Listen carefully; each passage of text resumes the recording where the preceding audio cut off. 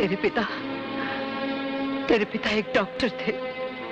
वो जिस अस्पताल में काम करते थे, वहां के मालिक राय बहादुर को लोग देवता की तरह पूजते थे, लेकिन हकीकत में वो इंसानी जिस्म के अंगों का व्यापार करते थे। ये राज तेरे पिताजी पे उस दिन खुला जिस दिन। Yes, doctor Ravi here. क्या? मर गया? कैसे मर गया? उसके पेट में दर्द हो रहा था, उसे अपेंडिक्स की प्रॉब्लम थी, इसलिए डॉक्टर सिन्हा को उसे ऑपरेट करना पड़ा। लेकिन बच्चे ने ऑपरेशन टेबल पर ही दम तोड़ दिया। मेरे पेशेंट को ऑपरेट करने से पहले तुम लोगों ने मुझे इन्फॉर्म क्यों नहीं किया? सर, इमरजेंसी इतनी थी कि उस वक्त आपको बुलाया। बच्चे की बॉडी कहां है?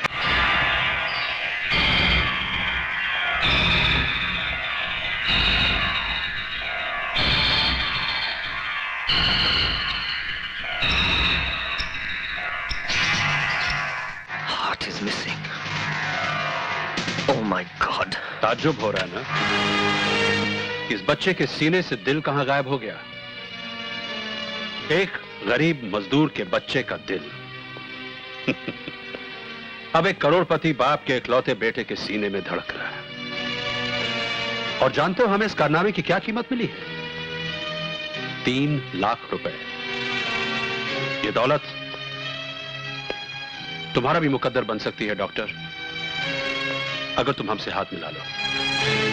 घबराओ नहीं डॉक्टर, किसी को हम पर शक नहीं होगा, क्योंकि हम ये हथकंडे उन्हीं पर आजमाते हैं जिन्हें मरने के बाद कफन के पैसे भी हम ही को देने पड़ते हैं। You bastard! Kidney, liver, brain, lungs, heart वगैरह, ये सब इंसान। छोड़ दो! मैं कहता हूं छोड़ दो मुझे।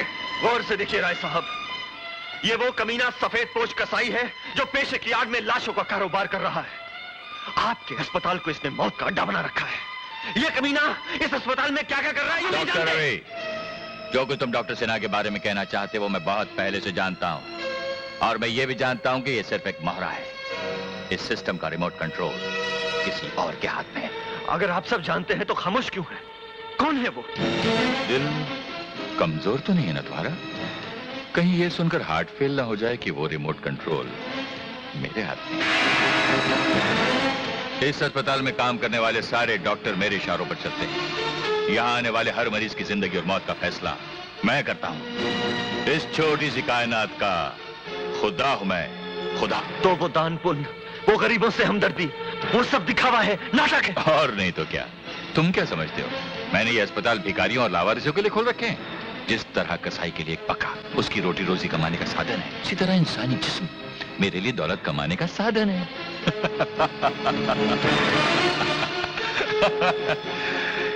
कितनी अजीब बात है ना डॉक्टर रवि। जिस मुल्क में जिंदा इंसानों की कोई कीमत नहीं, मैं उन्हें लाशों में बदलकर कीमती बना देता हूं। खैर, अब तुम हमारा राज जान ही गए हो तो हाथ मिलाने की कीमत बताओ। सिर्फ एक कफन जो मैं तेरी लाश पर डालूंगा। Relax doctor Ravi, relax. कीमत बताओ, कीमत।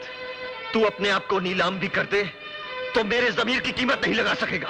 मैं भी पुलिस को फोन करूंगा। पुलिस की क्या जरूरत है? उसका इंतजाम तो हमने पहले से कर रखा है। डॉक्टर जगदीश। आइए इंस्पेक्टर साहब। Inspector, arrest him. इंस्पेक्टर साहब, गुनहगार मैं नहीं हूँ, ये कमीने हैं जो बेकसूर मरीजों की जिंदगियों से खेल रहे हैं। अपने अस्पताल को कत्लखाना बना रखा है इन लोगों ने। गिरफ्तारी नहीं कीजिए इन्हें। Oh, you shut up and come with me. ये सब तुम्हारी मिली भगत है। मैं तुम्हारे गोरख धंधे का पर्दाफाश करके रहूंगा। मैं अदालत में चीख चीख कर कहूंगा कि मुजरिम तुम हो, तुम हो, तुम हो। Order order order. Doctor Sinha, आप अपना बयान जारी रखिए।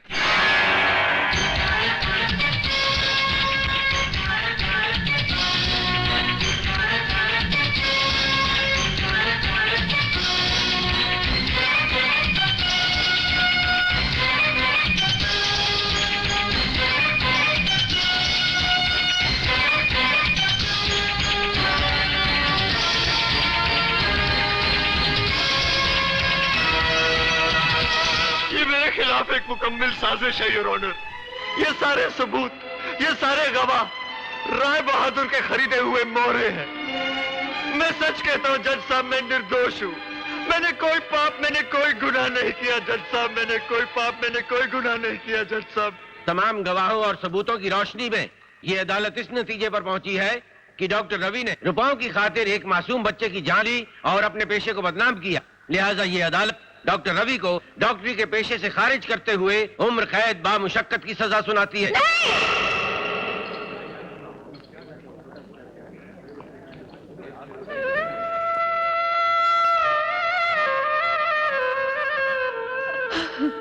रवि मल्होत्रा, साले डॉक्टर नहीं कसाई है तू। सैकड़ों बेगुनाह इंसानों का खून किया तूने।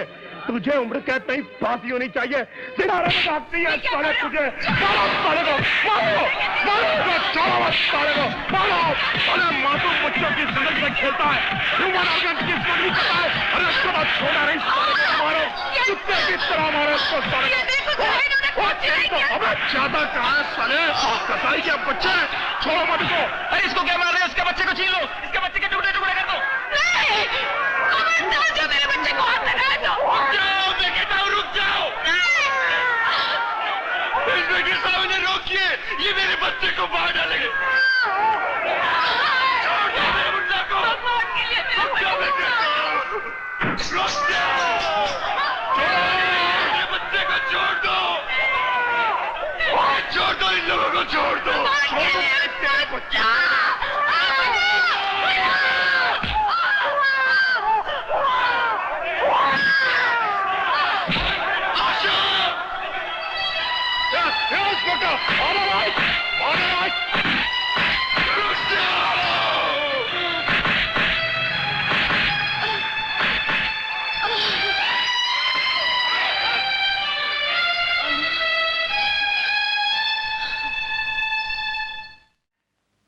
आशा, जी तुम ये शहर छोड़कर चली जाओ।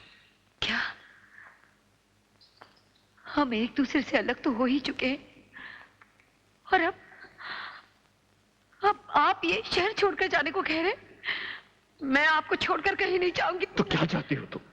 अगली बार जब तुम मुझसे मिलने आओ, इस बच्चे की लाश तुम्हारे हाथों में हो। एक बाप होकर ऐसी अशुभ बातें कर रहे हैं। तो क्या करूं? लोगों की आंखों में जो नफरत और गुस्सा मैंने देखा है, वो तुम्हें और इस मासूम को जिंदा नहीं रहने देगा। किस किस के पत्थर से हिफाजत करोगी इसकी? चली जाओ आशा, चली जाओ। किसी अजनबी जगह जाकर परवरिश करो इसकी, जहां तुम्हारे बेटे के नाम के साथ डॉक्टर रवि मल्होत्रा का नाम शामिल ना हो, ताकि ये किसी मुजरिम या कातिल का बेटा ना कहलाए। मैं बताऊंगी इसे कि सच्चाई क्या है। नहीं यकीन करेगा वो। अरे बचपन कोरे कागज की तरह होता है, और दुनिया वाले मेरे गुनाहों की उस पर इतनी स्याही बिखेर देंगे कि तुम्हारे लिखने के लिए कोई जगह नहीं रहेगी। इसलिए कहता हूं आशा, मान जाओ, मान जाओ।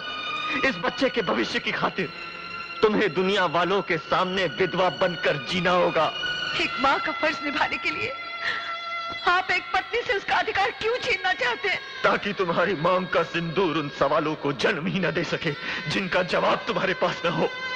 समझ लो तुम्हारे सुहाग को उम्र कैद नहीं, फांसी हो चुकी है, विधवा हो चुकी हो तुम। पहुंच दो अपने मांग का सिंदूर, तोड़ दो ये फांस की निशानियां, तोड़ दो जो तुम्हें कभी मेरे जिंदा रहने का एहसास भी न दिला सके।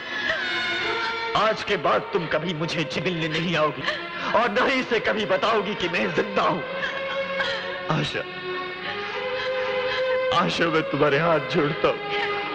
वचन दो कि तुम इस राज को राजी रखोगी। तुम्हें इस बच्चे के भविष्य की कसम, तुम विधवा बनकर रहोगी। आशा, मैं तुम्हारे हाथ जोड़ता हूं। सुहागन होते हुए भी मैंने विधवा का ये कफन ओढ़ लिया, पोंछ दिया अपनी मांग से सिंदूर, ताकि अपने आंचल से अपने बेटे का लहू न पोंछना पड़े।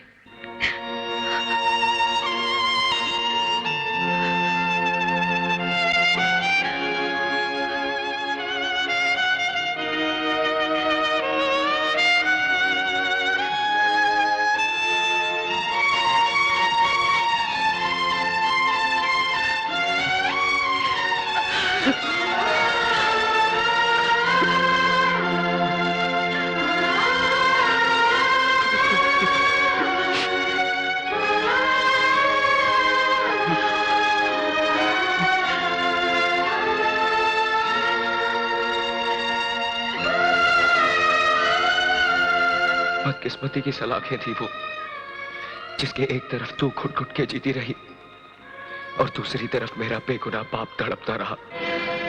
लेकिन अब ये जुल्म और नहीं होगा। अपने बाप को बेगुनाह साबित करके उन हरामजादों को उनके अंजाम तक पहुंचाऊंगा मैं। नहीं बेटे, तू उनकी ताकत को नहीं जानता। बहुत खतरनाक है वो लोग। तू इसलिए डर रही है ना कि तेरा एक ही सहारा है, लेकिन इस सहारे को बैसाखी की तरह नहीं, तलवार की तरह इस्तेमाल कर मां, तलवार की तरह। मुझे आशीर्वाद दे मां।